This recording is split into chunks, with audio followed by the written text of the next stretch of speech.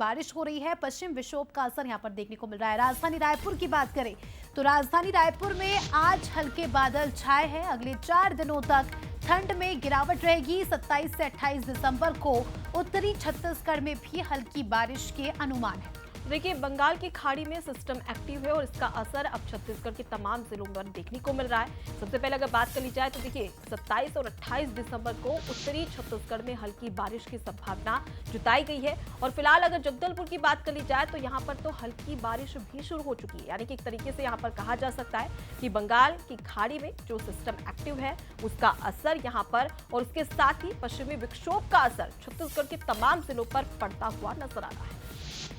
तो जगदलपुर में हल्की हल्की बारिश भी शुरू हो गई है। इसके अलावा बस्तर संभाग के कई ऐसे छोटे छोटे गांव हैं जहां पर बारिश हो रही है। हालांकि किसानों के लिहाज से अगर हम बात करें तो ये बारिश निश्चित ही आफत की बारिश है, क्योंकि धान खरीदी का समय है। किसानों का धान इस बारिश में खराब हो रहा है, लेकिन कई सारे लोगों के लिए मौसम काफी ज्यादा अच्छा भी है। कई सारे लोग इस मौसम को एंजॉय भी कर रहे हैं।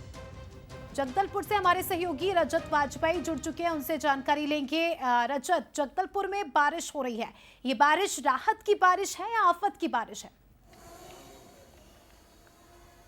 जी देखिए अस्मिता जी, ये बारिश जो है बेमौसम है और इसलिए आफत की बारिश मानी जाएगी। 24 घंटे से अधिक समय हो गया वेस्टर्न डिस्टर्बेंस ने पूरे बस्तर संभाग के 7 जिलों को भिगो कर रख दिया है।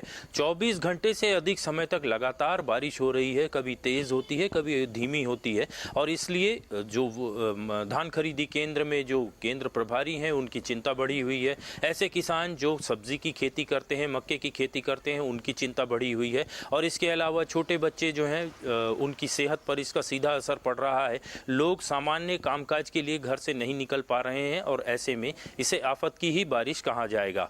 कल यानी कि 26 दिसंबर को थोड़ा मौसम खुलेगा, ऐसा मौसम विभाग का अनुमान है। और उसके बाद 27, 28 और 29 3 दिन तक फिर से एक वेस्टर्न डिस्टर्बेंस क्रिएट होगा। और इसके साथ ही बे ऑफ बंगाल से जो नमी आएगी उसके कारण फिर एक बार बस्तर में मौसम ऐसा ही रह सकता है। छींटे पड़ेंगे और आसमान में बदली छाई रहेगी। और इस पूरे मौसम के बीच में जो छोटे बच्चे हैं उनके अभिभावक खासे चिंतित नजर आ रहे हैं। सर्दी खांसी और मौसमी बुखार के मरीजों की संख्या में काफ़ी तेज़ी से इजाफा हुआ है।